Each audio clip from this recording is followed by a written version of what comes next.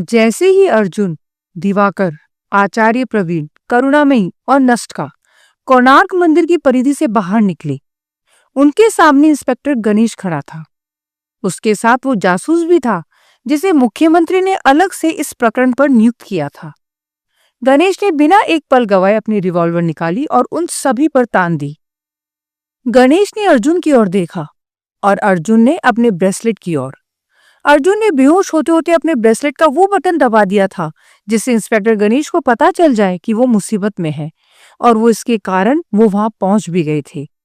उसी क्षण इंस्पेक्टर गणेश को देख नष्टका भी हरकत में आने को तत्पर हो गया। उसकी देह से फैलता भय पूरे परिसर को जकड़ने लगा था। इंस्पेक्टर गणेश ने रिवॉल्वर को कस के तान लिया।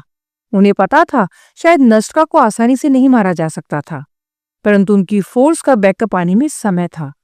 पर इससे पहले कि कोई अनहोनी घटती, अर्जुन का स्वर गूंजा। इंस्पेक्टर गणेश, मैं जानता हूं कि आप इन्हें गिरफ्तार करना चाहते हैं, पर ये लोग हमारे कानून की पहुंच से बहुत ऊपर हैं।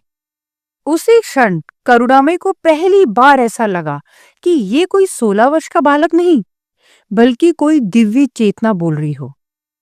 अर्जुन ने आगे कहा, उन 4 युवकों के केस को आप दुर्घटना घोषित कर दीजिए और मंदिर के पुजारी की मृत्यु को हिट एंड रन मानकर बंद कर दीजिए। गणेश का स्वर कठोर था। तो फिर इन्हें दंड कौन देगा? अर्जुन की आंखों में अडिग निश्चय था। मैं दूंगा इन्हें दंड, आप निश्चिंत रहिए। और शायद ये स्वयं मुझे उस स्थान पर ले जा रहे हैं जहां इनकी बलि दी जाएगी। आचार्य प्रवीण और करुणामयी दोनों स्तब्ध रह गए। अर्जुन से ऐसे दुस्साहस की उन्होंने कल्पना भी नहीं की थी। मैं आपसे विनती करता हूं, अर्जुन ने शांत स्वर में कहा, इस अध्याय को मुझे पूर्ण करने दीजिए।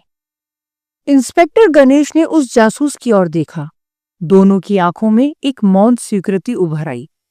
शायद मानव कानून इन पौराणिक पात्रों तक पहुंच ही नहीं सकता था। गणेश ने गहरी सांस ली।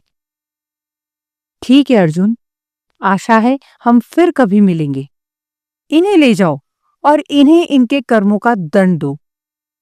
इसके बाद गणेश और वो जासूस अपनी अपनी गाड़ियों में बैठकर वहां से चले गए। भोर की धुंधली रोशनी में नष्टका ने सभी को अपने विशाल पंजों में समेटा और आकाश की ओर उड़ चला। अर्जुन के शब्दों ने आचार्य प्रवीण और करुणामयी को भीतर तक हिला दिया था। आचार्य प्रवीण बोले, देवी करुणामयी, आप ही हजारों वर्षों से जीवित हैं। आप ही ऋतुघ्न और दिवासुर की पूर्ण सच्चाई जानती हैं। क्यों न इस यात्रा में हम आपसे वो संपूर्ण कथा सुने। करुणामयी ने अर्जुन की ओर देखा और बोली, तुम्हारा ये दुस्साहस मुझे अच्छा लगा। जैसा आचार्य प्रवीण ने कहा, तुम ये जानने के अधिकारी हो कि ये संपूर्ण खेल क्या है। नष्टका ने ऊंचे आकाश में एक लंबी उड़ान भरी। वो धीरे धीरे अपने गंतव्य की ओर बढ़ रहा था और करुणामयी का एकालाप मानव इतिहास के उस सत्य को उजागर करने वाला था जिससे अब तक संपूर्ण संसार अनभिज्ञ था।